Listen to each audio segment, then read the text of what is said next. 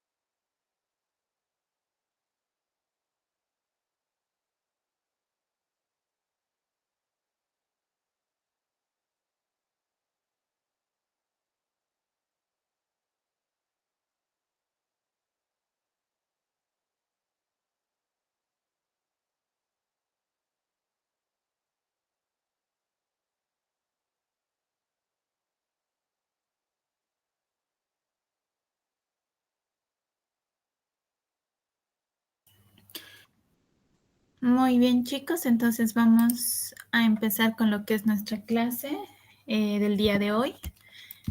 Vamos a avanzar lo que es, vamos a aprovechar la clase virtual para poder avanzar lo que es tejido sanguíneo, recordando que es nuestro último tema para lo que es el examen final. Entonces, vamos a aprovechar este tiempo. Ojalá podamos lograr terminar el temario.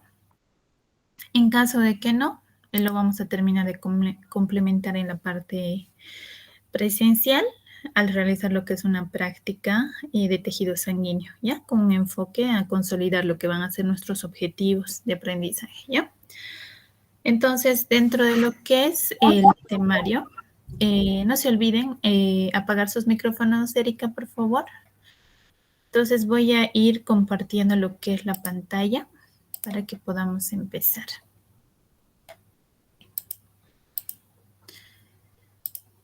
Muy bien, ahora sí.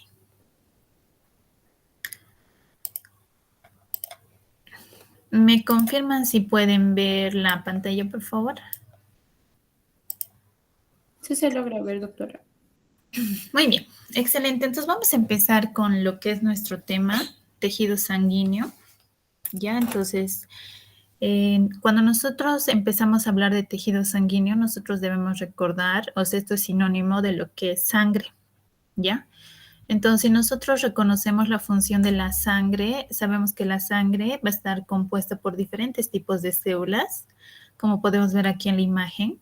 Dentro de ellas, la más reconocida es el glóbulo rojo, denominado también eritrocito o hematía, ¿ya?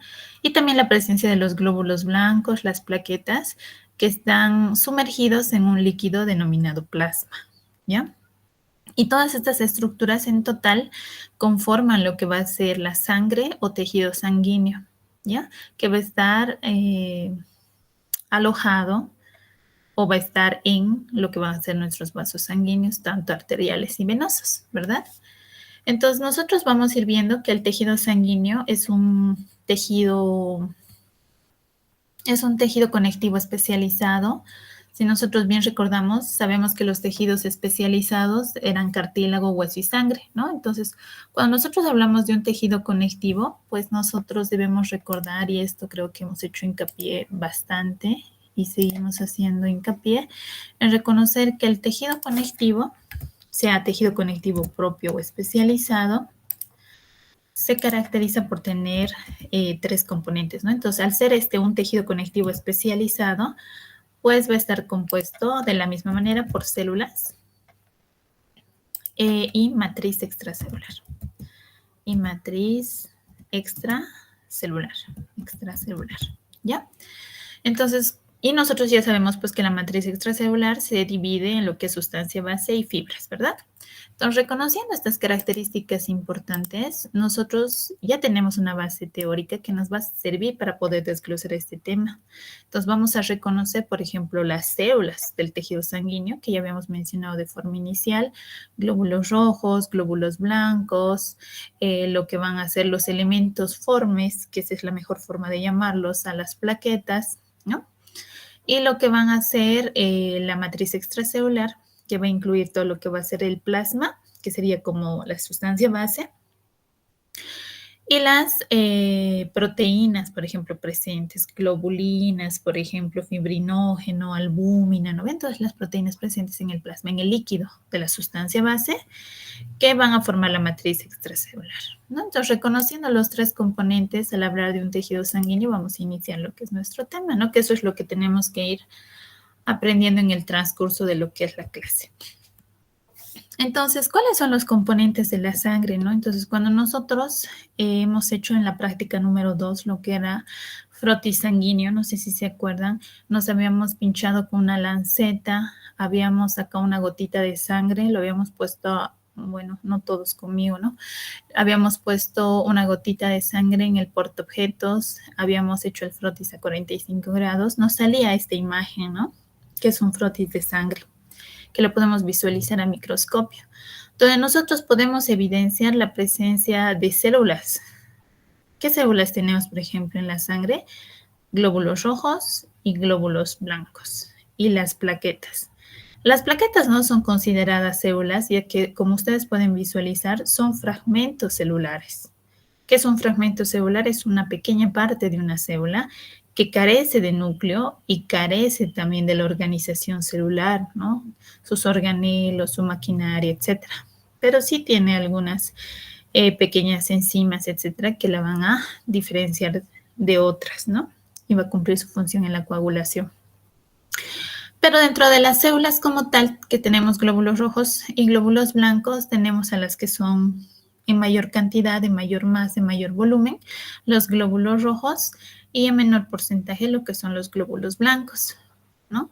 Los glóbulos rojos se denominan glóbulos rojos por la presencia de color, ¿no? La presencia de hierro a nivel de lo que van a hacer su hemoglobina, que le va a dar este color, y lo que van a hacer los glóbulos blancos, aquellos que no tienen ese color y se caracterizan más bien por ser granulocitos, agranulocitos, multinucleados, uninucleados, ¿no? Entonces, que histológicamente nos permiten reconocer a cada uno de ellos, ¿no? Que los vamos a ir conociendo. Por ejemplo, tenemos a los neutrófilos, al monocito, al linfocito, a los eosinófilos, al basófilo, ¿no? Entonces, nuestro objetivo es ir aprendiendo, ¿no? A reconocer cada uno de ellos. Cuando nosotros hacemos un proceso de centrifugación, ¿qué significa un proceso de centrifugación? Nosotros colocamos en un vasito lo que va a ser la sangre o en un tubo de ensayo y lo dejamos por buen tiempo. Los elementos formes o las células se van a precipitar hacia el final, ¿no? De forma natural. Al igual que nosotros hacemos una centrifugación colocando, por ejemplo, tubos de ensayo en una centrifugadora, que es una máquina que da vueltas dependiendo a 2000, 3000 o 4000 revoluciones por minuto, lo cual hace que ¿cómo se dice? Se rompa lo que va a ser esa sangre en lo que va a ser una porción líquida y una porción celular, ¿no? Una porción sólida de células. Entonces ahí nosotros, como vemos en la imagen, vamos a tener lo que es el plasma, que sería toda esta porción de líquido sin células, y otra porción pequeña, los glóbulos blancos, y otra los glóbulos rojos. ¿Cuáles son las características de la sangre entonces? ¿Cómo las vamos a reconocer de otro tipo de tejido conectivo? Como habíamos dicho, es un tejido conectivo especializado que se caracteriza por encontrarse a nivel del sistema cardiovascular. Y en esta parte hay que ser un poco, ¿cómo se dice? Hay que enfatizar, porque cuando llevemos histología 2, vamos a ver que el sistema circulatorio incluye lo que va a ser el sistema cardiovascular y el sistema linfático. Y cuando nosotros hablamos del sistema linfático, hablamos de los vasos linfáticos. Y los vasos linfáticos, pues, están presentes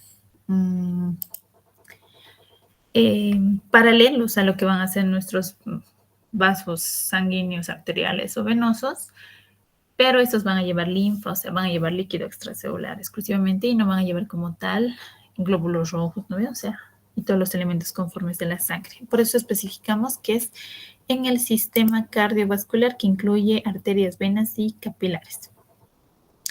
¿Cuál va a ser el volumen de sangre que nosotros tenemos, ¿no? En nuestro cuerpo? Más o menos se dice que es de un 7 o un 8% del peso corporal, y esto equivale en litros a unos 5 o 6 litros, ¿ya?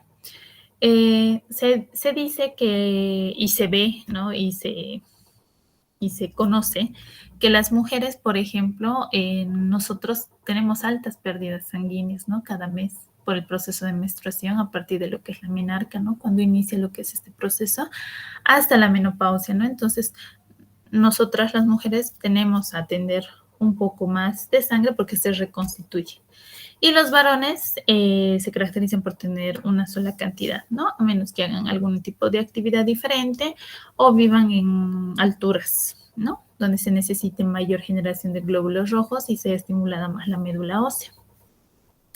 En relación a lo que es el pH, nosotros recordemos que cuando nosotros hablamos de pH, hablamos de un pH ácido o de un pH básico, ¿no?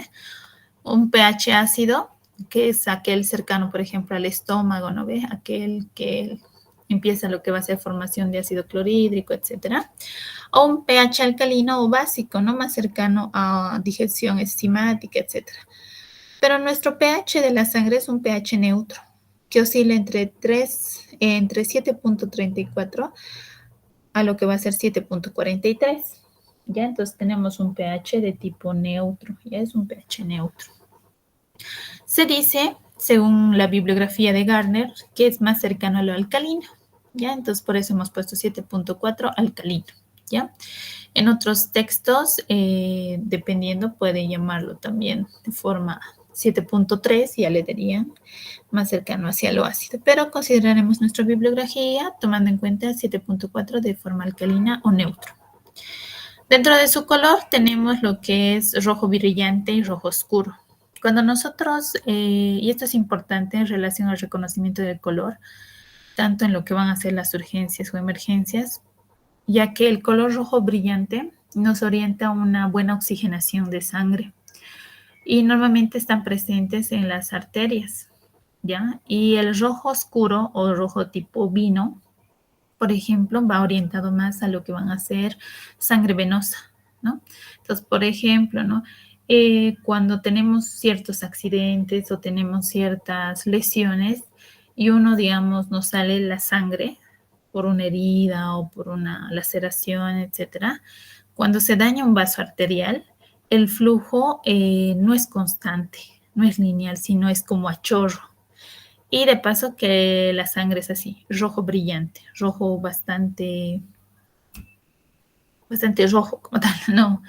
Eso es que es de una sangre arterial. Mientras que un rojo oscuro, un rojo tipo vino, un poco más oscuro, entonces ella nos orienta que es una sangre venosa y también el flujo es más lento, no es a chorro como lo que va a ser una hemorragia que sea de un vaso arterial, ¿no? Entonces en relación al color.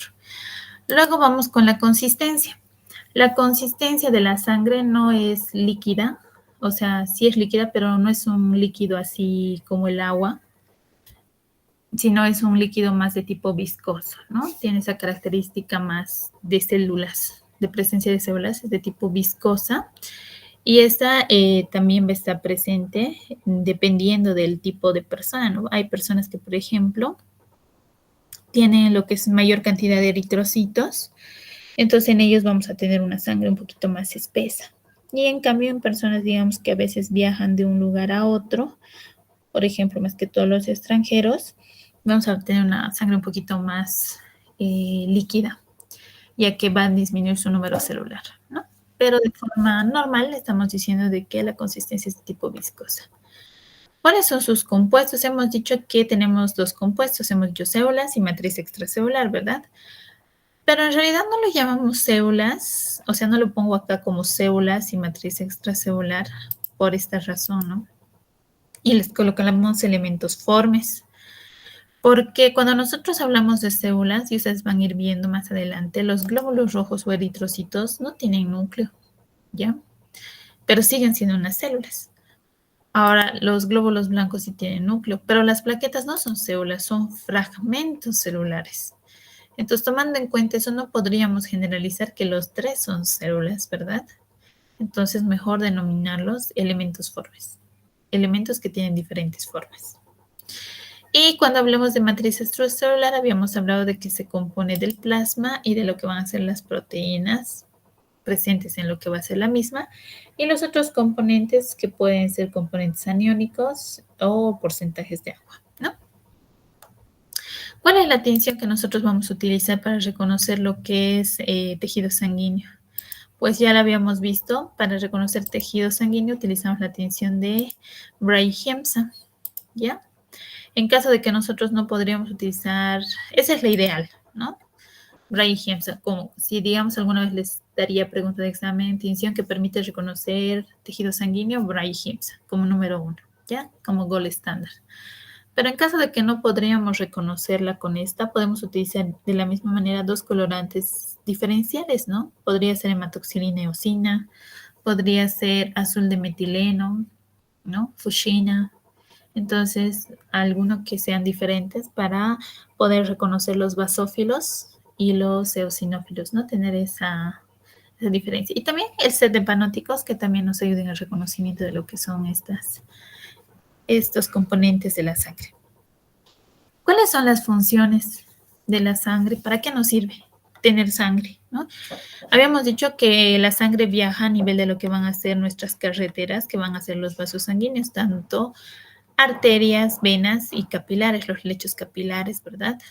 Justo a nivel de estos lechos capilares, la sangre va a hacer ese intercambio de lo que van a ser los componentes tóxicos que se van a depositar en la sangre, que van a llegar al riñón, se van a filtrar, se van a limpiar y van a regresar nuevamente a la circulación sistémica para llevar oxígeno y nutrientes a las células. Entonces cumple esa doble función, ¿no? Cumple esa función de transporte, cumple esa función de entrada de nutrientes, oxigenación, excreción de desechos, ¿ya?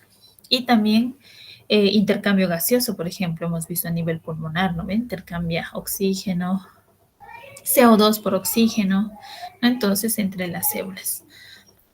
Además vamos a ir viendo que la sangre también es un medio por el cual se van a llevar a cabo lo que van a ser la transmisión de hormonas, ¿no? Entonces reconocemos ciertas glándulas denominadas glándulas endocrinas que van a llevar lo que va a ser hormonas a través de estas a los diferentes órganos, ¿no? Por ejemplo, a nivel de lo que es la hipófisis, se liberan 7 hormonas, hormona del crecimiento, hormona prolactina, FSH, luteinizante, la TSH o hormona estimuladora de la tiroides. Entonces, desde la hipófisis, pues estas hormonas deben llegar a sus órganos destinos. ¿Y a través de quién lo hace? A través de la liberación a nivel de la sangre, para que actúe a nivel de sus receptores y cumplan la función, ¿no? Entonces, por ejemplo, no me sale leche de la hipófisis, ¿verdad? Aunque la hipófisis produce. Bueno, en realidad no produce, almacena. Entonces, si no, estas va a lo que va a ser la circulación portal y de la circulación portal llega a mi circulación sistémica y de mi circulación sistémica llegan mis conductos galactóforos que se desarrollan y producen lo que va a ser la leche para cuando el bebé nazca, ¿no? Entonces, sufre un proceso importante y esto se da a través de lo que es el paso de las hormonas en la sangre. Entonces, acá nos va desglosando cada una de las funciones de forma específica, ¿no? Que habíamos dicho, transporte de nutrientes, oxígeno a las células, transporte de desechos, dióxido de carbono, distribución de hormonas, regulación de la temperatura también. Nosotros tenemos dos procesos importantes que se denominan vasoconstricción y vasodilatación.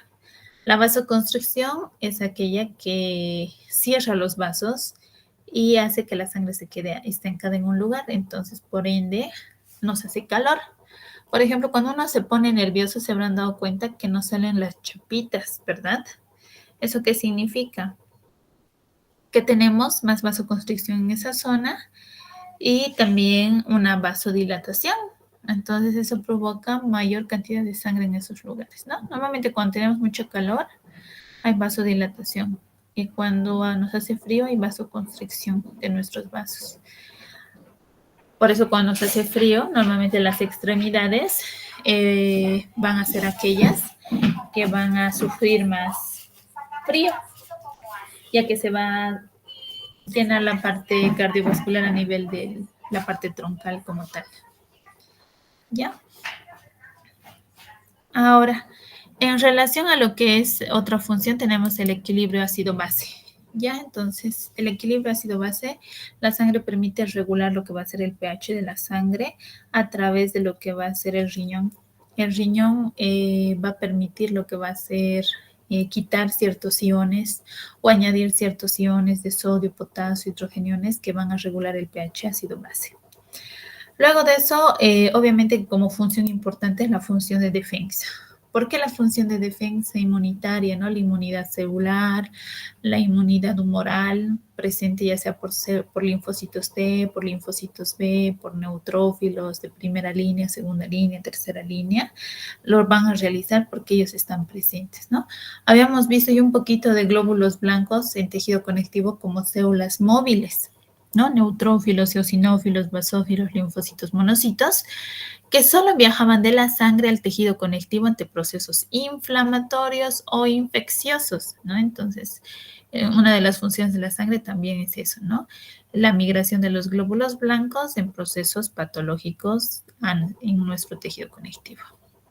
Y como otra función importante es el proceso de coagulación. Cuando nosotros tenemos ciertas heridas, tenemos ciertas lesiones a nivel del endotelio vascular, que sería la capa interna de los vasos sanguíneos, nosotros vamos a tener lo que va a ser estas lesiones o microlesiones que van a ser reparadas por las plaquetas, ¿no? Cuando llevemos en histología 2, vamos a ver que hay ciertas sustancias quimiotácticas que permiten atraer a las plaquetas que están viajando normalmente por la sangre y que sean adheridas hacia el endotelio en los sitios de lesión y que formen lo que va a ser ya sea un coágulo blando o lo que va a ser un tapón plaquetario para que se repare ese endotelio vascular, ¿no? Entonces, ahí nosotros podemos ver la importancia en las funciones de lo que van a hacer la sangre. Muy bien, ahora vamos a hablar del plasma. Entonces, ¿qué es el plasma? Habíamos dicho el plasma es el componente líquido de la sangre carente de elementos formes, ¿no? Entonces, como nosotros visualizamos, estos son tubos de ensayo que han pasado a un centrifugado, que hemos dicho que la centrifugación va a ser poner estos en una centrifugadora y dar vueltas a 2.000, 3.000, 4.000 revoluciones por minuto, haciendo que se disocie lo que va a ser la parte plasmática de la parte celular. Entonces, tomando en cuenta eso, la importancia del plasma radica en la presencia de las proteínas. Y las proteínas presentes en este son albúmina, fibrinógeno y globulinas, ¿ya? Las globulinas, o también llamadas inmunoglobulinas, que más adelante vamos a ver que son 5, el GAMD, aquí se los voy a escribir, a ver dónde estamos, acá. El GAMD, para que se acuerden, GAMD, que significa inmunoglobulina G, inmunoglobulina A, inmunoglobulina M, inmunoglobulina D, inmunoglobulina E. Estas inmunoglobulinas son importantes porque cada una cumple una función. Una, por ejemplo, está en la gestación, otra está en la saliva, otra activa monocitos, otros se encargan de activar a los linfocitos B y otra en las alergias porque activa a los eosinófilos.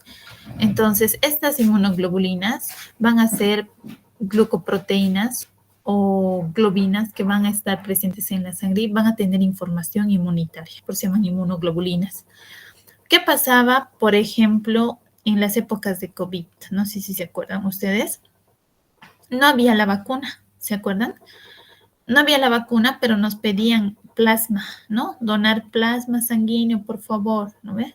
Entonces, lo que se buscaba era esto, este líquido, porque en este líquido se encontraban esta inmunidad, estas inmunoglobulinas, que eran como las vacunas. Estas inmunoglobulinas tienen la memoria inmunitaria de la persona que ha adquirido la enfermedad y que se le puede pasar a otra persona para que sus células de su cuerpo tengan la misma información y puedan defenderse contra un patógeno cuando no ha sufrido todavía la patología. En pocas palabras, es como una vacuna, ¿ya?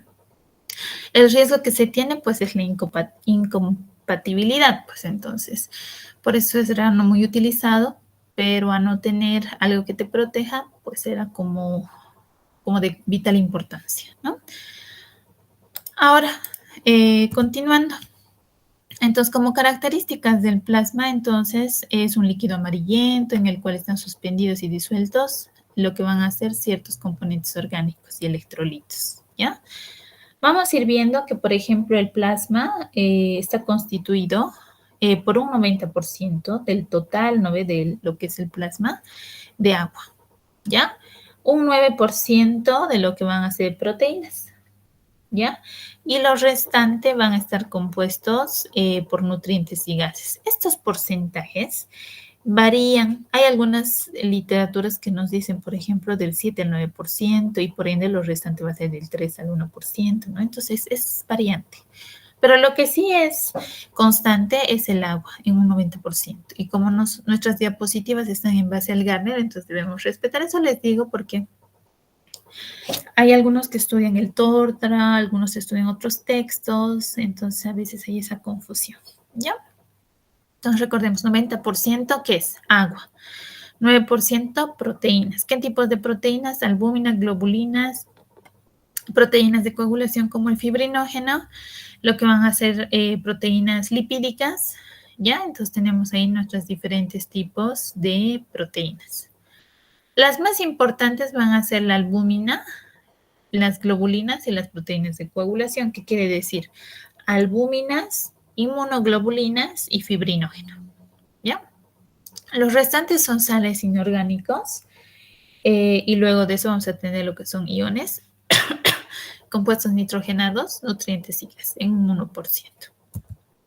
Acá tenemos una tablita, esto es de su libro de Gardner, en el cual ustedes pueden ver la función de cada una de estas proteínas. No habíamos dicho que tenemos albúmina, globulinas, inmunoglobulinas o globulinas gamma también se llaman, proteínas de coagulación, que habíamos dicho que el fibrinógeno es el más importante, tenemos a la trombina también, proteínas de complemento, que esto influye en lo que es cascada, ya, de inflamatoria, o lo que van a ser lipoproteínas o proteínas lipídicas, ¿ya? Entonces, que van a ser los VLDLs, LDLs, HDLs o kilomicrones, que son aquellas que transportan lípidos, ¿ya?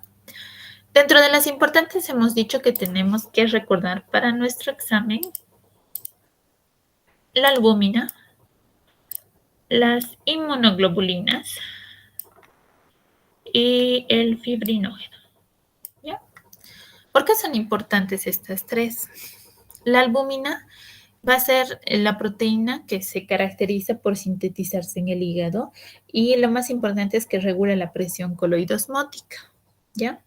Doctora, ¿qué es la presión coloidosmótica? La presión coloidosmótica va a ser la capacidad o la fuerza que permite que la sangre y todo lo que es su líquido plasmático presente en ella se queden en el vaso sanguíneo y no se extravasen. ¿Qué significa extravasen? Que no se salgan al tejido conectivo. Entonces permite que ese flujo de sangre se mantenga ahí, o sea, que la sangre esté ahí. Cuando nosotros tenemos procesos patológicos, por ejemplo, cuando tenemos edemas es hinchazón, ¿no veis? Se hincha porque hay acúmulo de líquido. Estás reteniendo líquidos, te dicen. Y se hace lo que va a ser el signo de Fauvet, que va a ser como el hundimiento, ¿no ves? De tu dedo, hundes en tu piel y se queda como un hueco, eso significa presencia de edema.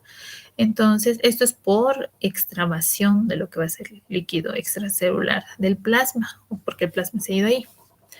Entonces, esto es por alguna alteración a nivel de la albúmina, ¿ya? También la albúmina es importante porque va a ser una proteína que va a adherir a lo que van a ser los medicamentos, o sea, cuando lleven fármaco va a ser importante, porque hay ciertos medicamentos que van a tener una biodisponibilidad diferente. ¿Qué significa una biodisponibilidad? Es la capacidad de vida que tiene el fármaco en nuestro organismo y en función a su acción. ¿Qué quiere decir? Que, por ejemplo, hay medicamentos, como por ejemplo el litio, que tiene una biodisponibilidad casi del 100%, que significa que ese medicamento, como se ingesta, produce su efecto. O sea, no hay cambio de ese medicamento. Pero hay ciertos medicamentos que su biodisponibilidad puede ser del 50%, del 10%. ¿Qué significa? Ingresa a tu organismo, a la sangre, por decir si puede ser intravenosa, y directamente se adhiere tanto a proteínas que la parte libre del fármaco es tan poquita que apenas actúa en tu organismo. No sé si me dejo entender. Entonces, es de importancia estas proteínas, ya que también se acoplan a lo que van a ser medicamentos y esto también influye en lo que va a ser el efecto del fármaco. Ya se lo van a ver un poquito a profundidad, solo para que tengan una idea de su importancia. Luego tenemos las globulinas gamma, o también denominadas inmunoglobulinas. Son liberadas por las células plasmáticas, que también son denominados linfocitos B. Más adelante vamos a ver que los linfocitos B o linfocitos buenos son linfocitos que tienen una memoria inmunitaria. Cuando estos linfocitos entran y están en batalla, o sea, tienen, digamos, lo que va a ser la pelea contra los patógenos. Estos adquieren una memoria inmunitaria y esta memoria inmunitaria que se da en el tiempo de enfermedad, una enfermedad crónica, por así decirlo, se convierten en células plasmáticas. Y estas células plasmáticas son aquellas que originan lo que va a ser la síntesis de esas inmunoglobulinas, que les había dicho que son 5, el GAMD, inmunoglobulina G, inmunoglobulina A, inmunoglobulina D y E, ¿ve? Que van a tener sus procesos específicos en la inmunidad humoral. Y luego tenemos el fibrinógeno. El fibrinógeno, como su nombre dice, fibrinógeno, debe intervenir en las fibras, ¿no? Entonces, lo que va a hacer el fibrinógeno se va a transformar en fibrina. Entonces, ¿sí qué va a hacer la fibrina? La fibrina van a ser pequeños filamentos que van a adherir el coágulo para que este no se desprenda del vaso sanguíneo, del endotelio de los vasos y se pueda reparar ese vaso sanguíneo. Entonces, es importante en el proceso de coagulación. Cuando nosotros, por ejemplo, tenemos, por decir, me han golpeado en la nariz y empiezo a sangrar, se va a formar un coágulo, ¿no ves? Si yo me aprieto ahí, se va a formar un coágulo, pero me puedo sonar ese mismo rato mi nariz y el coágulo se va a salir y voy a seguir sangrando, ¿verdad? En cambio, la presencia de fibrina o que este fibrinógeno se convierte en fibrina hace que ese coágulo se quede adherido porque estos se van a unir a la pared endotelial y van a evitar a que se salga. Y luego se forme la costra y luego se sale nuestro vaso sanguíneo. Entonces es importante la presencia de filamentos de fibrina. Luego tenemos las proteínas de complemento, que estos intervienen más que todo en procesos inflamatorios, les había dicho. Intervienen también en la fagocitosis o la opsonización de los microorganismos. Y lo que van a hacer los kilomicrones, que eso lo vamos a ver más adelante en Histo 2, van a ser proteínas que llevan lípidos, ¿no? Entonces, más que todo están en el intestino, los kilomicrones, en los cuales van a acoplarse a proteínas de gran tamaño, por ejemplo. ¿Ya? Muy bien. Continuamos. Entonces, vamos a hablar de nuestra primera célula y de aquí para adelante es bonito. No se compliquen en la parte de tejido sanguíneo, entonces vamos a hablar de los eritrocitos, ¿ya? Entonces, los eritrocitos se caracterizan, vamos a ir viendo que esto se produce en el proceso de la hematopoiesis. La hematopoiesis es la formación de todo lo que son células sanguíneas, todo tejido sanguíneo, ¿ya? Esta hematopoiesis se produce a nivel de la médula ósea, en el hígado fetal también, ¿ya? Entonces, estos eritrocitos han sufrido un proceso de maduración desde una célula madre totipotencial a lo que van a ser células de cada línea celular. Y su antecesor de un eritrocito era un reticulocito, ¿ya? O un proeritroblasto también más adelante, ¿no? Entonces, esta célula, por ejemplo, un proeritroblasto, como se escucha, era una célula inmadura, pero tenía núcleo. Y a medida que va madurando, este proeritroblasto pierde lo que va a ser su núcleo y se convierte en fragmentos nucleares y se llama reticulocito. Y luego este reticulocito ya cuando llega a la sangre se convierte en lo que va a ser un eritrocito anucleado. ¿Qué significa anucleado? Sin presencia de núcleo, ¿ya? ¿Por qué es importante esto? Para la acoplación del oxígeno y el CO2 a nivel de sus hemoglobinas y también su forma para que este pase a nivel de los capilares sanguíneos, ya que son los vasitos más pequeños que tenemos. Dentro de sus características, entonces, son células ya diferenciadas, son células maduras, por eso terminan en la palabra citos. Son células anucleadas o sin núcleo, se caracterizan por tener organelos, también tienen la configuración de su membrana plasmática de vital importancia. Son de color rojo a rojo salmonado y se caracterizan por también tener algunos de color amarillento, ¿ya?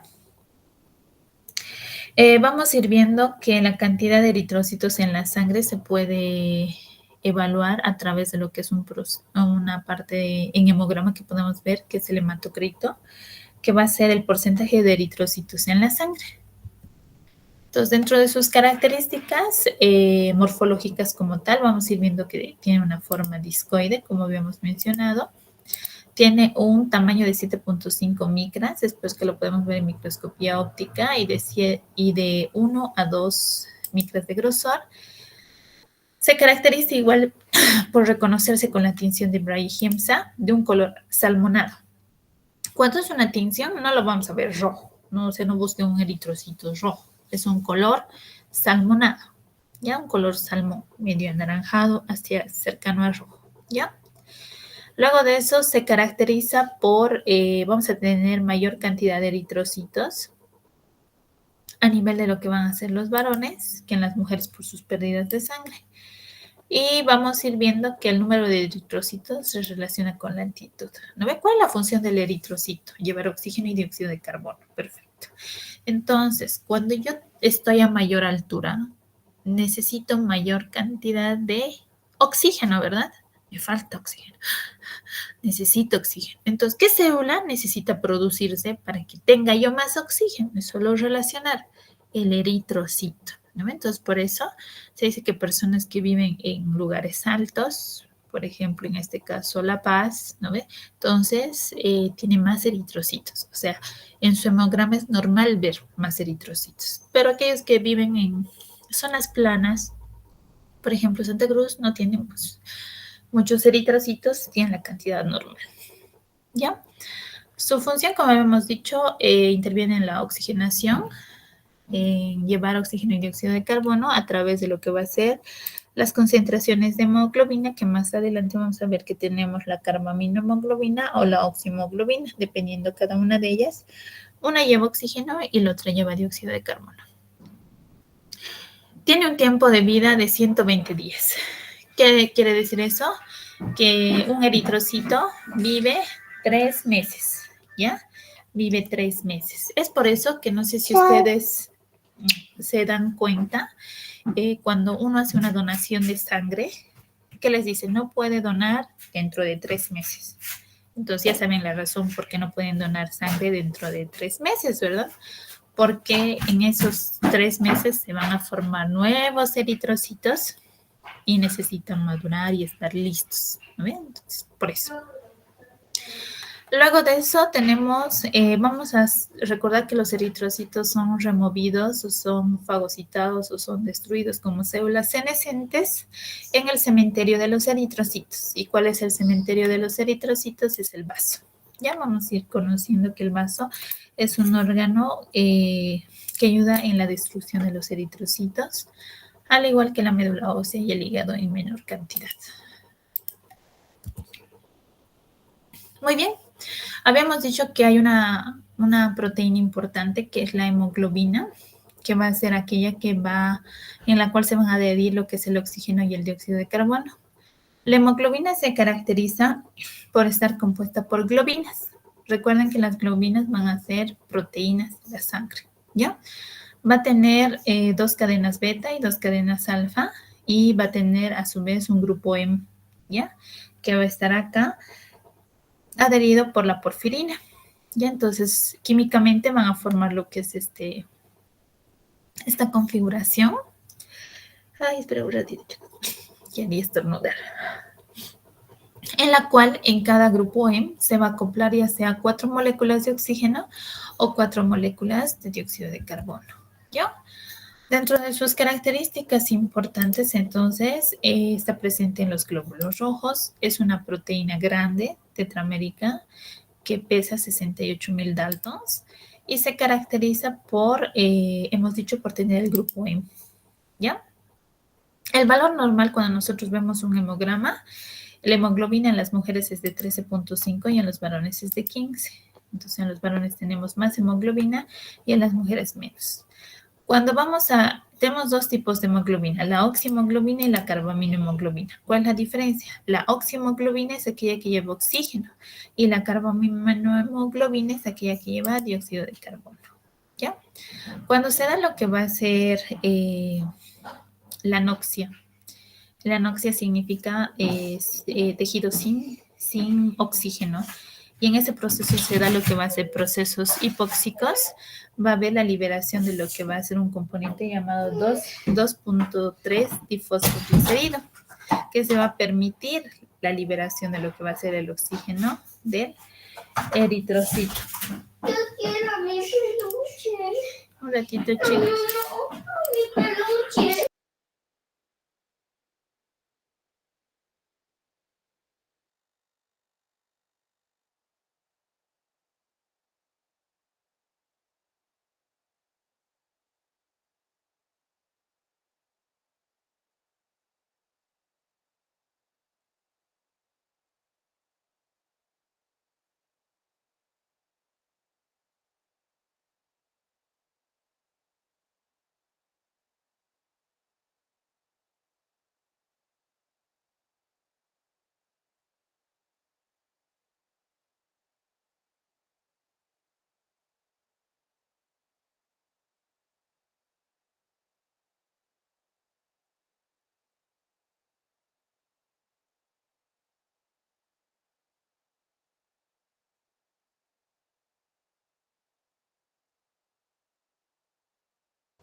Ya, muy bien, chicos, lo siento. Es que mi hijita estaba llorando por su peluche. Ya, continuamos entonces. Entonces, vamos a ir viendo que, por ejemplo, algo importante que nosotros reconocemos en las tinciones, esta es una tinción de Brahe-Hemsa, y eso también asumo que lo han debido llevar en genética. Vamos a ir viendo que hay diferentes tipos de patologías en la cual este eritrocito que ya sabemos de forma normal que tiene una forma discoide, no tiene núcleo, por eso no podemos ver aquí algo basófilo como este, ¿verdad? Y de color asalmonado, cuando encontramos eritrocitos así, que son en forma de media luna, pues ya se sospecha de que tienen una patología, una anemia falciforme, ¿no? Entonces tenemos acá esa forma de media luna. También vamos a ver esto en, por ejemplo, en la malaria, ¿ya? O sea, es normal encontrar en África, encontrar, digamos, en los frotis sanguíneos de las personas de las comunidades de África, encontrar este tipo de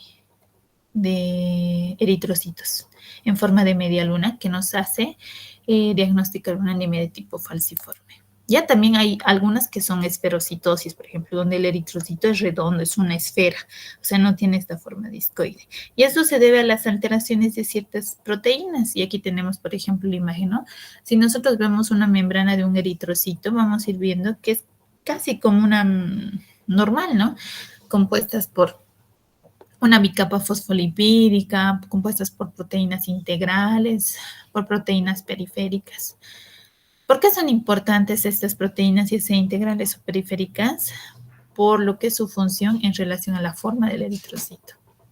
Estas proteínas, las cuales van a ser las bandas A, diré las bandas 4, las bandas 3, le van a dar lo que va a ser esa forma discoide a nuestro eritrocito para que se acople el oxígeno y el dióxido de carbono.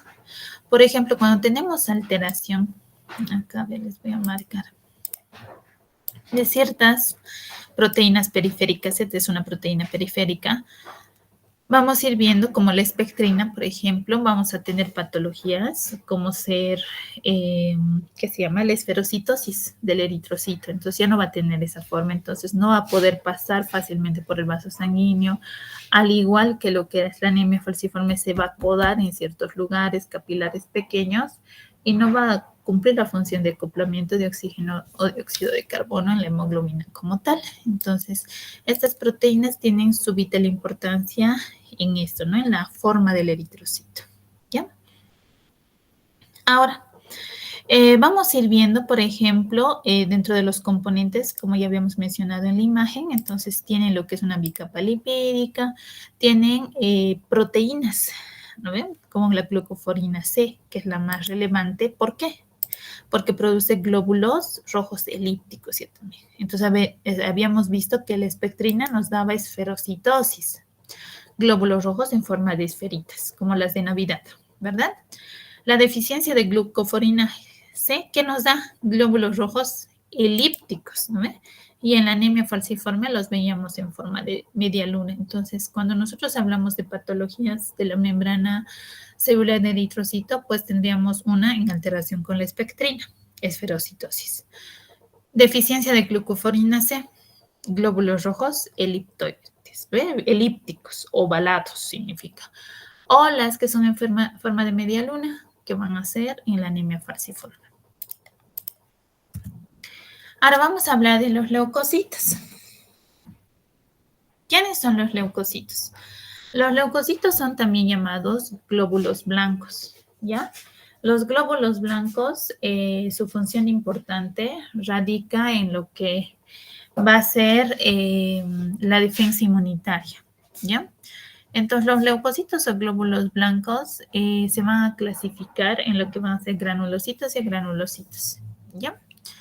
Estos leucocitos tienen menor cantidad que los glóbulos rojos y se caracterizan como valor normal en un hemograma de 6.500 a 10.000, ¿ya? Glóbulos blancos.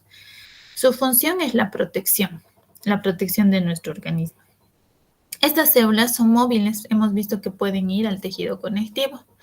Y sus formas son de diferente forma, por eso lo llamamos pleomorfos. Entonces, acá en este frotis de sangre nosotros podemos reconocer a los diferentes tipos de glóbulos blancos. A ver, les voy a poner acá. A primera instancia vemos que son más grandes que los glóbulos rojos. A primera instancia podemos ver que este tiene un núcleo basófilo y este no, que es el eritrocito.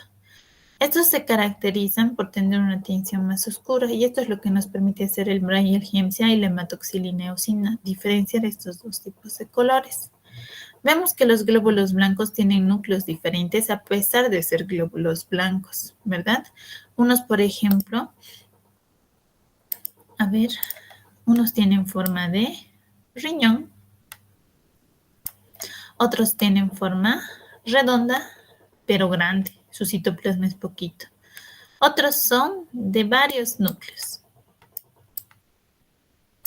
multinucleados. Otros tienen forma de S, su núcleo. ¿No? O también, por ejemplo, a veces este es el forma de S también. Y este tiene forma de... ¿Dónde estamos? Lápiz. Tiene forma binucleada o en forma de audífonos. Así yo le pongo para que no se olvide. ¿Ya?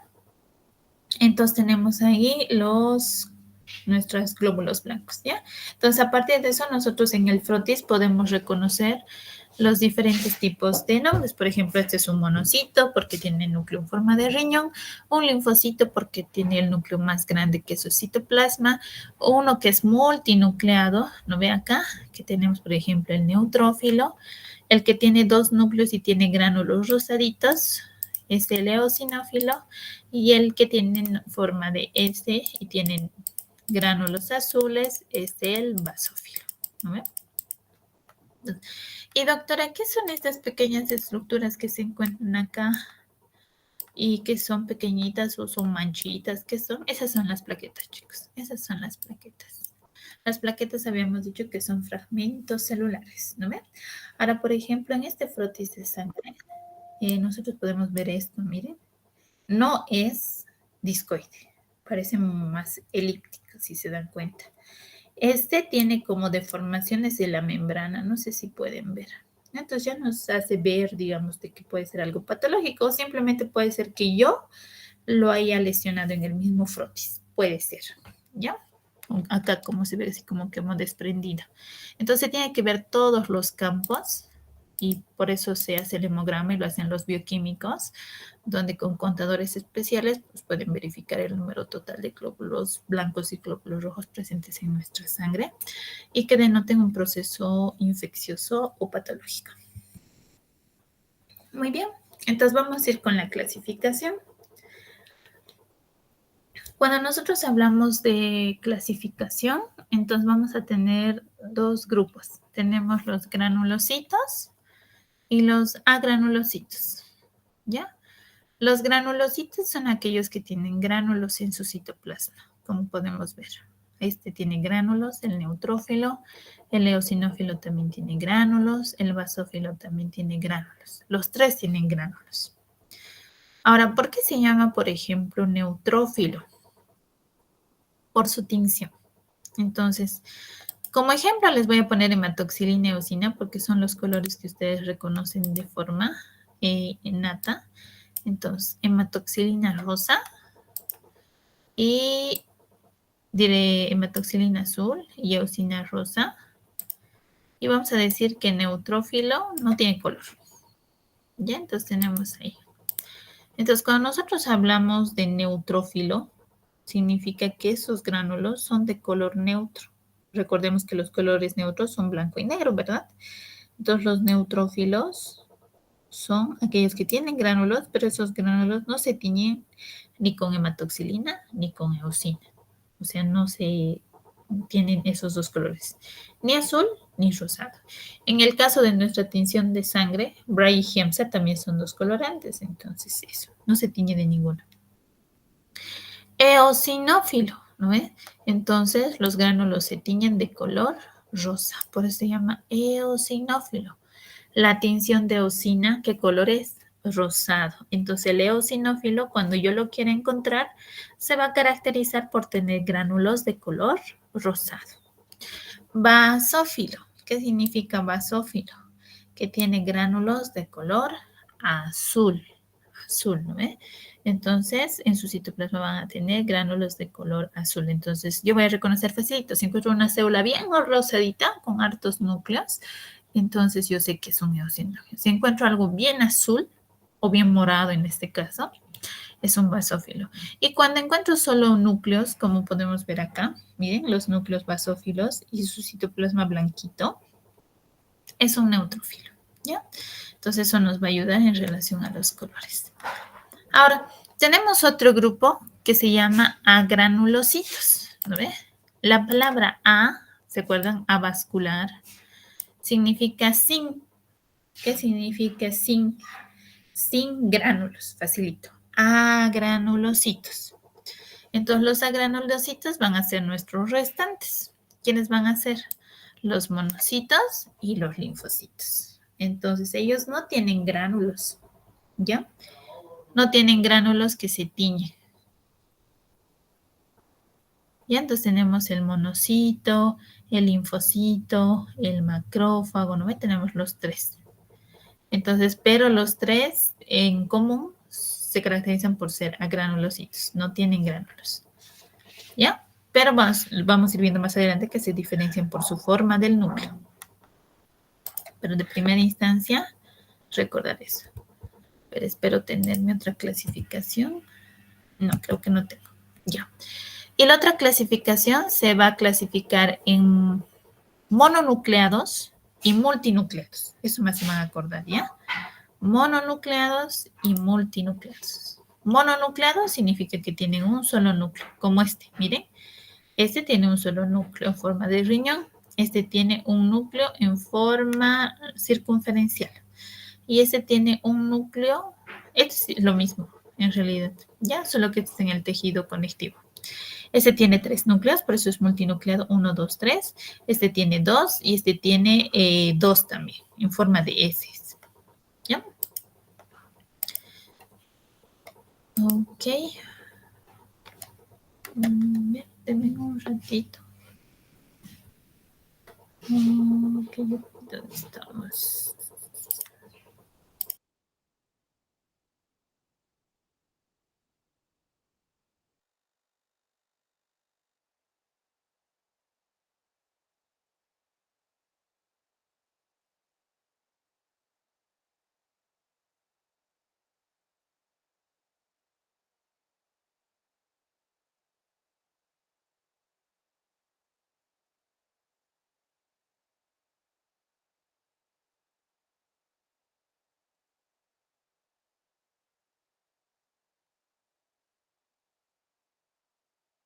Muy bien, chicos, ahora sí. Déjenme, le voy a admitir a Luisa Cosillo. No sé quién es. Ok, ahora sí. Aquí creo que estábamos. Ya. Entonces, bueno, vamos a empezar a hablar de cada uno de ellos, ¿ya? Entonces vamos a empezar a hablar del neutrófilo. Entonces, cuando nosotros ya sabemos, ya deberíamos saber lo que es las características básicas del neutrófilo. Entonces, por su nombre, el neutrófilo sería un granulocito o un agranulocito. A ver, chicos. Granulosito. Granulocito. Eso, exactamente, sería un granulocito, ¿no ve? Un granulocito. Pero sus gránulos se tiñen de hematoxilina, eosina o de Brahimsa. No. Es de manera neutra. Exactamente, es neutro, no se tiñe, ¿verdad? Entonces, como nosotros podemos ver acá, entonces es un granulocito como característica y es multinucleado. Miren, tiene 3 núcleos. Y cada núcleo no está sueltito, sino está ligado por lo que va a ser un hilito de cromatina. La cromatina es información genética, si ustedes recuerdan de genética, ¿ya? Entonces, vamos a recordar que los neutrófilos van a ser las células que se encuentran en mayor cantidad, o sea, dentro de los glóbulos blancos son los que se encuentran en mayor cantidad y son células que van a estar presentes en las inflamaciones agudas, ya las inflamaciones agudas. Entonces, cuando nosotros tenemos un tipo de inflamación, recordando que una inflamación es un proceso de lesión que nos da la tetrada de Celsius, dolor, rubor, calor, tumor, ¿no ve? Dolor. Entonces, cuando hay este proceso, nuestra primera célula de defensa que va al ataque van a ser los neutrófilos, ¿ya? Ahora, estos neutrófilos se caracterizan por hacer lo que es también la defensa ante agentes bacterianos, ¿ya? No es específico, pero se da mayormente. Entonces, cuando nosotros vemos en un hemograma, por ejemplo, la presencia de neutrófilos ya nos hace sospechar de un proceso inflamatorio. Y por descarte nos lleva a guiarnos hacia un proceso bacteriano, ¿ya? ¿Por qué? Porque vamos a reconocer que la palabra pus, que se presenta en estos procesos inflamatorios, va a ser neutrófilos, aquí a ver, se los voy a colocar, se los voy a escribir, va a ser neutrófilos más, en este caso, más antígenos, ¿ya? O cuerpos extraños, si así quiere, ¿ya? Entonces, más el patógeno. En este caso, neutrófilos más bacterias muertas. Muertas. Entonces, cuando nosotros vemos presencia de pus, sabemos que estamos ante un proceso bacteriano, ¿no? Entonces, yo, por ejemplo, si tengo la presencia de flemas, ¿no ve? Me sale flemas y mis flemas son amarillas, son verdosas, eso es pus dentro de mi pulmón, ¿ya? Entonces, ¿qué estoy teniendo? Estoy teniendo, puede ser una bronquitis, una neumonitis, ¿no ve? Entonces, de tipo bacteriana, o sea, te orienta dentro de la parte clínica. Tengo una herida que me han hecho, ¿no ve? En mi manito me he hecho, me he punzado y empieza a salir pus. O de mí en sí empieza a salir pus. Nos orienta a que hay actividad inflamatoria aguda donde los neutrófilos han muerto y han atacado bacterias, ¿no? Entonces eso ya nos orienta a un proceso de tipo bacteriano dentro de la parte clínica. Entonces, tomando en cuenta que es una bacteria, pues yo no le puedo dar solo paracetamol, no le puedo dar un antirretroviral, ¿verdad? Tengo que darle un antibiótico, porque esa tetrada de Celsius, calor, dolor, rubor, tumor, que significa hinchazón, no va a mejorar, esa fiebre no va a mejorar, ese aumento de inflamación, ese aumento de volumen de mi órgano no va a disminuir, no va a dejar de estar caliente ese lugar si yo no trato ese proceso inflamatorio que me está avisando mi neutrófilo al generar el proceso de pus. Ya, eso dentro de la parte clínica. Luego de eso tenemos a los eosinófilos. Los eosinófilos, como hemos reconocido, igual que los neutrófilos, son granulocitos, pero que se tiñen de eosina, entonces son rosaditos, ¿no? Esos gránulos. Habíamos dicho que es binucleado, miren, binucleado, en forma de audífonos. Entonces, cuando los reconocemos, a veces lo podemos reconocer directamente por los núcleos en forma de audífonos, y si vemos la presencia de gránulos rosados, confirmamos que es un eosinófilo. Un eosinófilo nos va a orientar más a procesos, a procesos parasitarios, ¿ya? ¿Qué significa entonces? Por ejemplo, yo tengo una parasitosis intestinal. Ay, no sé, comí mal ayer, no sé, algo. Y asumo parásitos, ¿no? Y me duele y tengo fiebre. La fiebre es que hay un proceso inflamatorio infeccioso en mi cuerpo, ¿ya? Pero no sé qué, entonces voy al médico, me sacan sangre y en mi frotis de sangre se evidencia alta cantidad de eosinófilos, recordando que el que se debería ver normal en alta cantidad son los neutrófilos, pero en este caso se ven los eosinófilos. Entonces digo, entonces esta paciente puede estar cursando por un proceso parasitario. Esa inflamación, esa infección es de tipo parasitario porque en el frotis sanguíneo yo puedo visualizar eso, ¿no? Y también van a ser aquellos que también modulan reacciones alérgicas. Entonces, al igual que lo que eran las células cebadas, ¿se acuerdan? Y los mastocitos o también los basófilos que los vamos a ver, también generan inmunoglobulina E. Tienen receptores para inmunoglobulina E. Y la inmunoglobulina E se relaciona con los eosinófilos y actúa sobre las alergias también, los procesos alérgicos. Entonces también nos orientan a la presencia de eosinófilos en la sangre. Luego tenemos a los basófilos. Los basófilos, ¿qué son los basófilos? Los basófilos hemos dicho que van a ser aquellos también granulositos. Se caracterizan por tener gránulos, pero ya no de color rosado ni de color neutro, sino de color azul. Bueno, si tomamos en cuenta hematoxilina y eosina, serían estos, ¿no ve? La hematoxilina. Ya no se puede ver inclusive el núcleo, miren, ¿no ve? En algunos textos dice que tiene núcleo en forma de S o también puede ser binucleado, pero es completamente diferente al, ¿qué se llama esto? Al eosinófilo, ¿ya? Este sí es su homólogo. ¿Qué quiero decir su homólogo? Es su hermanito, es su gemelo en función, síntesis, secreción, todo de lo que va a ser la célula cebada. ¿Qué quiere decir? Que si yo me aprendí todas las funciones de la célula cebada en tejido conectivo, me sé todas las funciones del basófilo. ¿Qué quiere decir? Que libera sustancias preformadas o recién sintetizadas. O lo que van a hacer los mediadores primarios o secundarios, que también hablábamos, ¿no ve?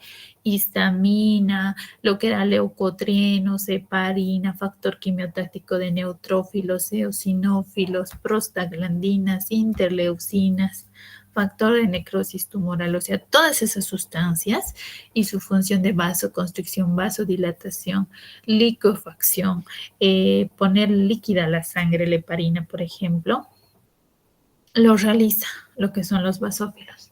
Entonces, cuando nosotros tenemos, por ejemplo, procesos asmáticos, procesos alérgicos, ¿no ve? Entonces, los basófilos se encuentran en mayor cantidad. O sea, la presencia de alta cantidad de basofilia, entonces nos sugiere un proceso de una reacción inflamatoria de tipo alergénica. Entonces nos orienta. En cambio, la otra también es alergénica, pero es más orientada hacia los parásitos, si se dan cuenta, ¿no? Luego tenemos los linfocitos.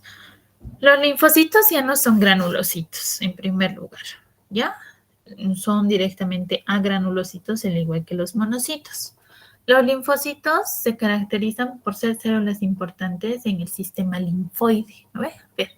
Sistema linfoide, órganos linfoides, órganos que están compuestos de linfocitos, ¿ya? Linfocitos son células de defensa porque pertenecen a los glóbulos blancos o leucocitos. Los linfocitos se dividen en dos. Se dividen en linfocitos B y linfocitos T. Entonces vamos a poner acá. Entonces linfocitos B. Tenemos linfocitos B. Y yo siempre les pongo así B de buenos. Linfocitos B. Y linfocitos T. De tóxicos. Tóxicos. Malos, ¿no? Entonces tenemos los dos linfocitos B. Los linfocitos, al ser una célula sanguínea, por hematopoiesis, nacen en la médula ósea. Los dos, porque son hijos de la misma mamá, nacen en la médula ósea. Pero maduran en lugares diferentes. Los linfocitos B maduran en la misma médula ósea, pero los linfocitos T se llaman T justamente porque maduran en el timo, ¿ya? Entonces, Doc, ¿por qué le han puesto el linfocito B si no madura en el vaso? ¿No? Entonces, porque antes se pensaba que maduraban en las bolsas de Fabricio. Entonces, por eso le pusieron B de bolsas. Pero se han dado cuenta que no, que maduran en la misma médula ósea, ¿ya? Entonces, los linfocitos B son buenos, entonces ellos manejan la inmunidad humoral, como del humor, son buenos. Y los linfocitos T actúan sobre lo que va a ser la inmunidad celular. O sea, en este caso, cuando nosotros hablamos de inmunidad celular, hablamos de la inmunidad citotóxica. ¿Qué citotóxica? Es, digamos, que mata las células. Entonces, los linfocitos van a ser nuestra tercera línea de defensa, que nos va a cubrir de los patógenos más difíciles de combatir. Y estos son específicos más que todo para virus, ¿ya? Entonces, cuando nosotros vemos, digamos, alta cantidad de linfocitos o baja cantidad de linfocitos, nos hace sospechar ciertas patologías, por ejemplo, VIH, ¿no? VIH es un retrovirus que se adhiere al nivel de la maquinaria genómica de lo que es el linfocito y lo mata desde adentro. Entonces no voy a tener linfocitos que me puedan defender cuando ellos son los más importantes en la defensa inmunitaria, ¿me entienden? Entonces el paciente tiene enfermedades oportunistas. ¿Qué significa? No tiene defensas, entonces las enfermedades que normalmente a nosotros que tenemos buenas defensas no nos da, más que todo que son las micosis o hongos, a un paciente que tiene VIH o etapas terminales de SIDA, pues le da criptococosis, ¿no ve? Por patógenos como, ¿qué se llama? Criptococos neoformas, por ejemplo.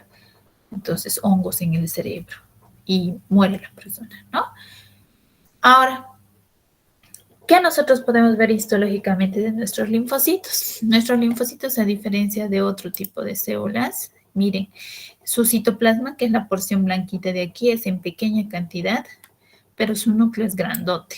Miren, oye, no puedo dibujar, miren, así. Su núcleo abarca casi toda la totalidad de la célula. Entonces, cuando nosotros los encontramos, es la segunda célula que se encuentra en mayor cantidad en la sangre. Nosotros podemos sospechar de un proceso viral. Entonces, si tenemos más linfocitos, es que, por ejemplo, estoy con un resfriado o no sé, tengo alguna patología viral, ¿no? Entonces asocio y digo, pucha, ya, entonces estoy con un proceso viral. Y obviamente cuando veo hartos linfocitos, pues no me voy a comprar una amoxicilina, ¿verdad? Porque no me va a hacer efecto. ¿A quién hace efecto la amoxicilina? A la bacteria. Y mis frotis de sangre me dicen que estoy con un proceso viral. Es muchas veces por eso cuando nosotros tenemos ciertas patologías, dolor de estómago, o qué les puedo decir, un rotavirus, por ejemplo. Un rotavirus es el que nos da diarrea en arroz, en agua de arroz, se dice, que va a ser deposiciones líquidas, ¿no? Entonces yo digo, pucha, me debió comer algo mal, pucha, debo tener, ¿qué se llama esto? Una bacteria y me tomo metronidazol, todos los medicamentos, claritromicina, citromicina, penicilina, todo me meto y no me hace efecto, sigo mal. Entonces puede ser viral. Entonces hay que hacer una serología, ver, ¿no ve? Entonces cuando no le pegas al patógeno, obviamente continúa con la inflamación, con la patología. Y normalmente los médicos, cuando nosotros vemos ciertos hemogramas, no les damos antibióticos y los pacientes piensan, no me ha dado nada, solo me ha dado paracetamol, ibuprofeno, diclofenaco, porque en un proceso viral solo se debe, se resuelve por sí solo, en pocas palabras, y solo se debe dar tratamiento conjunto para evitar que se magnifique la tetrada de Celsius. O sea, ¿qué tengo? Dolor, tumor, calor, rubor. Entonces le doy paracetamol para el dolor, ¿ya? Y también es antipirético. Le doy ibuprofeno para la inflamación, digamos, de sus amígdalas. ¿Ve? Y bueno, ya así es un proceso un poquito más grande, le puedo dar dexametasona, que son antiinflamatorios mucho más complejos, pero también con mayores efectos adversos, ya que producen inmunosupresión. Muy bien. Y luego tenemos a los monocitos. Los monocitos, como lo dice ahí su nombre, creo que lo dice todo, son macrófagos de la sangre. ¿Qué hacen los macrófagos? Fagocitan, ¿verdad? Entonces, como el osteoclasto no fagocita la sangre, sino los patógenos que hay en la sangre, o en realidad también algunas células que ya están descompuestas son células, ¿qué se llama esto? Son células que senescentes, viejas significa, que ya han cumplido su tiempo de vida y necesitan eliminarse, ¿ya? Entonces aquí tenemos a los monocitos. Histológicamente, ¿cómo los reconocemos? Los reconocemos pues porque es una célula que se caracteriza por tener forma de riñón. No es granulocito. Esa granulocito es mononucleada y se caracteriza por ser grande, ¿no ve? No lo llamamos macrófago porque los macrófagos son multinucleados, acuérdense muy bien, son células multinucleadas, tienen muchos núcleos, igual que el osteoclasto, y esos están presentes en tejido conectivo, ¿ya? En cambio, en la sangre, los monocitos son mononucleados en forma de riñón y se caracteriza por estar en baja cantidad, ¿no? Y casi siempre están desplazados por todo lado, en todo lo que va a ser nuestra sangrecita. Muy bien, entonces hasta esta parte vamos a llevar y ahorita a ver dónde estamos, dejar de compartir. ¿Ya? Entonces el día, ¿qué se llama esto? El día, ay, pucho, con ustedes cuándo les voy a ver. La siguiente semana. La siguiente semana vamos a hacer una práctica de sangre y ahí vamos a poder consolidar aquellos conocimientos. Nos estaría pendiente terminar con lo que es plaqueta y funciones, pero igual yo ya les había pasado las diapositivas, ¿verdad? Entonces vayan leyéndolo para profundizar. Ahora, antes de terminar y que nos va a servir esto para la práctica, que justo nos quedan 10 minutitos, ideal para terminar, voy a compartirles un videito, ¿ya? Y quiero que lo vean porque vamos a hablar de este videito la siguiente clase. A ver, voy a apagar mi micrófono, pero me van a decir si pueden ver para que así no se haga eco en la grabación.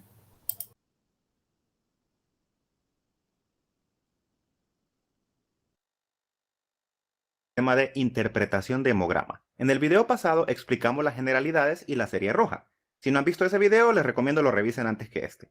Hoy nos enfocaremos en la serie blanca y la serie plaquetaria. Una pequeña introducción. Al igual que los glóbulos rojos, existen valores de referencia para la serie blanca. Existen grupos poblacionales en el cual los valores de referencia comunes no aplican. Estos son mujeres embarazadas, niños menores de 1 año y ancianos. Estos son los grupos en los cuales es más difícil interpretar la serie blanca. Las mujeres embarazadas suelen tener la serie blanca aumentada, generalmente desde el segundo trimestre hasta el posparto, por el cual podríamos pensar que tienen un aumento enorme, pero realmente es normal para ellas. Los ancianos tienen la característica de que la mayoría de ellos tienen respuestas inmunes lentas, por el cual puede que no aumenten los valores aún con estímulos fuertes, como por ejemplo infecciones. Toda elevación leve en un anciano debe hacernos sospechar que puede existir un proceso más grave de fondo. Para los grupos pediátricos existen valores de referencia específicos según edades, pero no son cambios tan radicales como en las mujeres embarazadas. Los valores de la serie blanca o leucocitos se enfocan en los distintos glóbulos blancos que circulan en la sangre. Estos se llaman neutrófilos, linfocitos, monocitos, eosinófilos y basófilos. En los hemogramas miraremos que estos aparecen según sus números absolutos y los porcentajes relativos al resto de leucocitos. Comencemos con el primer valor usualmente que aparece en el hemograma en la serie blanca, los leucocitos, que son todos los glóbulos blancos combinados. El número de leucocitos totales normal se considera entre 4.000 a 11.000 células por milímetro cúbico. Según la literatura o laboratorio, encontrarán a veces que el límite inferior es 5.000 y el superior de 10.000. El aumento de leucocitos se llama leucocitosis y su disminución se llama leucopenia. Algo que ocupamos establecer desde ahora es que un aumento de glóbulos blancos no siempre significa infección. Los glóbulos blancos pueden aumentar significativamente ante cualquier estímulo que pueda dañar el cuerpo o generar inflamación. Lo más importante es observar qué tipo de glóbulo blanco está aumentado o disminuido en combinación a qué presenta clínicamente la persona. Comencemos con el primer leucocito, el neutrófilo. Los neutrófilos normalmente tienen los valores de 1800 a 7700 células por milímetro cúbico, o 40 a 75% de los leucocitos circulantes. Repito, estos valores van a cambiar levemente según el laboratorio. El neutrófilo es el leucocito más común de la sangre. Estas células son los soldados de reconocimiento. Estos llegarán a cualquier parte del cuerpo que genere inflamación, casi cualquier causa, no solo bacterias. La causa más común de aumento de neutrófilos, que se llama neutrofilia, son las infecciones. Pero no solo las bacterianas, todo tipo de infección, incluyendo las infecciones por virus en las primeras etapas, parásitos y hongos pueden generar aumento de neutrófilos en los primeros días de la infección. Mientras más severa la infección, usualmente más alto el número de neutrófilos.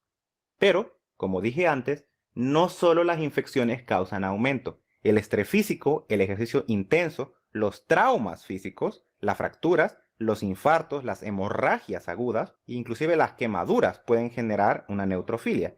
Casi cualquier cosa que genere inflamación en algún lado del cuerpo generará neutrofilia. Si una persona llega a un hospital con una quemadura profunda en su antebrazo de 1 hora de evolución, al hacer un hemograma seguramente encontraremos neutrofilia. Pero esto no quiere decir que la quemadura esté infectada, solo quiere decirnos que hay una respuesta inmune a la quemadura. También los medicamentos pueden aumentar el número de neutrófilos, en especial si están generando efectos secundarios de naturaleza inflamatoria. Como resumen, si miramos neutrofilia en un hemograma, debemos pensar primero en hay un proceso inflamatorio en el cuerpo. Ahora depende de nosotros saber si es una infección, sea bacteria, virus, parásito o lo que sea, o si es otra causa, por ejemplo, como dije, hemorragias, quemaduras, trauma físico, etc. Aunque la neutrofilia puede dar algo de miedo, a veces una disminución de los glóbulos blancos puede ser más difícil de manejar. En este caso, una disminución de los neutrófilos se llama neutropenia. Al igual que los glóbulos rojos, para producir glóbulos blancos se ocupan nutrientes adecuados, por el cual un déficit nutricional significativo, en especial en la vitamina B12 o ácido fólico, genera neutropenia, pero esto es por falta de producción. También se pueden disminuir si son destruidos más rápido de lo que se pueden crear, como en algunas enfermedades autoinmunes o en enfermedades de la médula ósea. Algunos medicamentos como antibióticos y algunos anticonvulsivantes pueden reducir este valor también. Debido a que los neutrófilos son leucocitos de inflamación aguda, aquellas enfermedades que tienen inflamación crónica y lenta suelen disminuir su valor relativo. Por ejemplo, en la enfermedad de Chagas, en la sífilis en etapas avanzadas, leishmaniasis o múltiples enfermedades por hongos que se vuelven crónicas. En las fases agudas puede haber neutrofilia, pero en las fases crónicas va a haber neutropenia. Si una persona tiene valores muy bajos de neutrófilos, estos pueden ser inmunosupresos. Como las personas que están en quimioterapia, mientras más bajo el nivel de neutrófilos, es más fácil que las personas adquieran infecciones graves. Esto es especialmente cierto si todos los leucocitos también están disminuidos. Un dato interesante es que los neutrófilos tienen una vida muy corta. Para madurar completamente ocupan 12 a 14 días, pero desde que están activos peleando en algún tejido solo viven 1 o 2 días. Por esta razón, las enfermedades crónicas suelen tener pocos neutrófilos. Los linfocitos son glóbulos blancos bastante curiosos. Un hemograma nos da un dato general del número de linfocitos, que suele ser de 1000 a 4800 células por milímetro cúbico, o 20 a 50% de los leucocitos circulantes. Pero resulta que los linfocitos se dividen en múltiples subtipos. Los linfocitos B, que generan plasmocitos, que generarán anticuerpos. Los linfocitos NK o Natural Killers, sigo pensando que es un buen nombre para una banda de rock, ellos se especializan en destruir células cancerosas o infectadas por virus.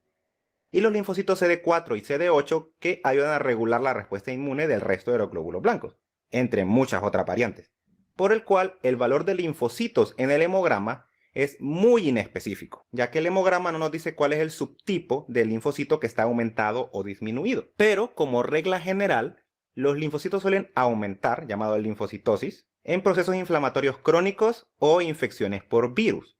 Una linfocitosis nos puede orientar a una enfermedad autoinmune o una infección crónica como la enfermedad de Chagas, aunque debido a lo inespecífico que son, puede que no aparezcan aumentados en estas enfermedades. Así que una linfocitosis leve no ayuda mucho al diagnóstico de muchas enfermedades. Existen dos utilidades puntuales cuando uno mira los linfocitos.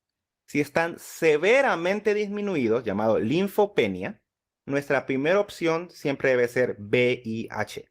Recordemos que este virus tiende a unirse a los linfocitos CD4 y destruirlos.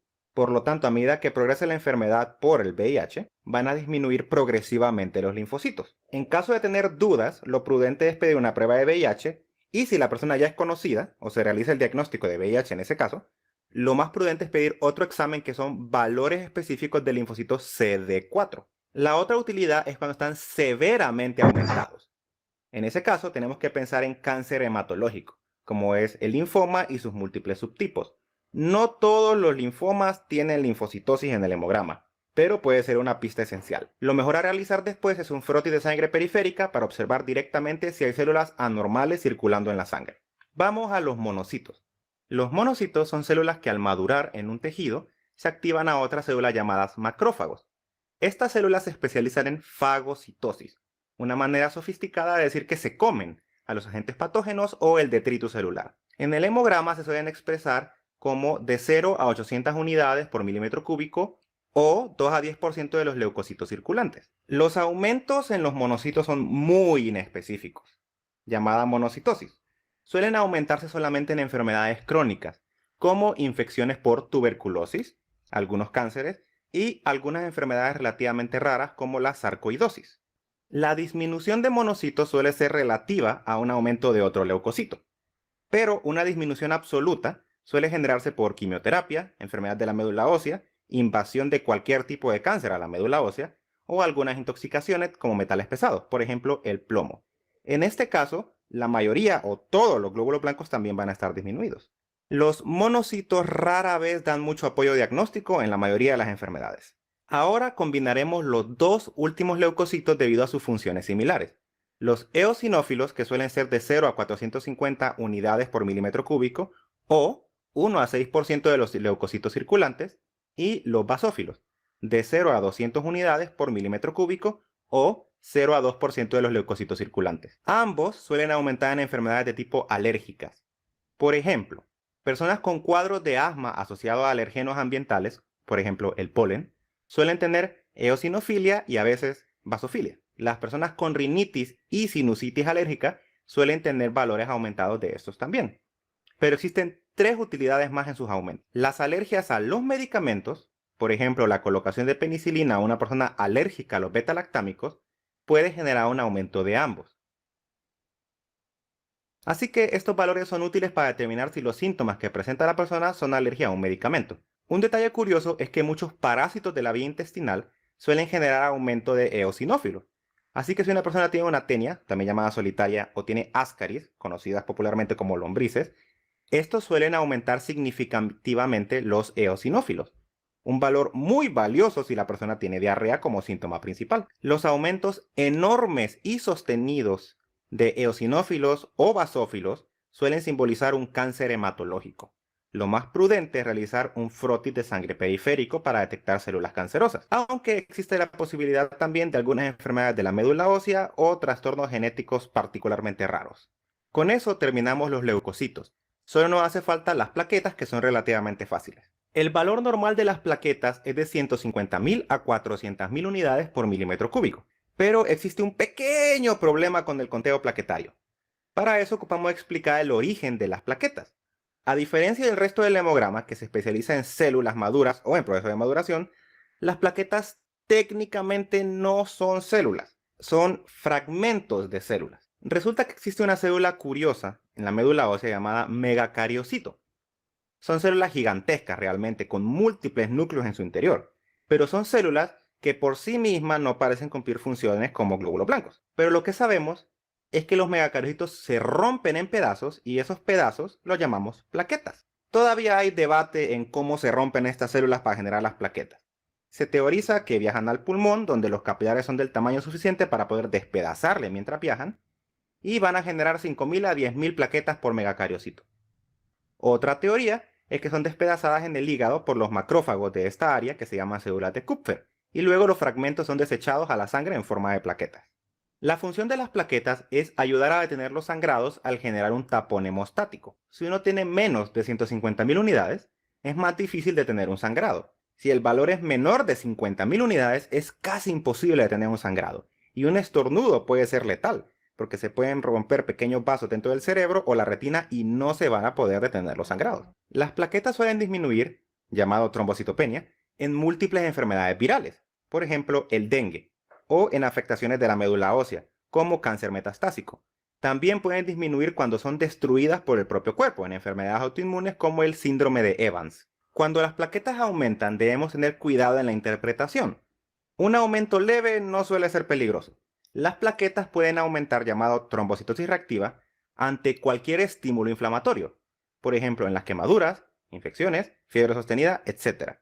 Por lo tanto, no es simbólico de nada grave. Lo peligroso son los aumentos sostenidos en grandes cantidades.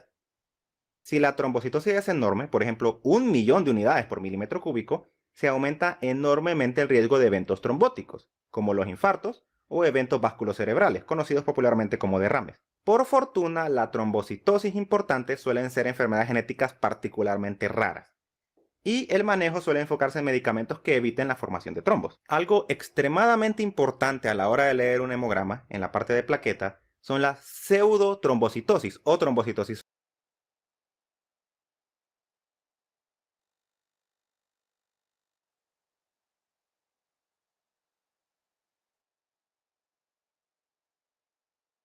Muy bien, chicos, entonces ahí les estaba mostrando un videito importante para consolidar todo lo que hemos aprendido, ¿no? Es importante saber lo normal para que ustedes como médicos y como estudiantes ahora de medicina y tengan un examen de laboratorio, ustedes puedan diferenciar qué es lo que ven en sus laboratorios, ¿no? De todas maneras, el videito lo voy a volver a subir a la plataforma para que ustedes vean la otra parte, que sería la parte de la serie roja, y puedan consolidar todo su conocimiento. Bueno, les dejo, chicos. Nos vemos. No se olviden colocar su asistencia final al salir de la clase. Nos vemos la siguiente semana en su práctica. ¿Ya? Chau, chau.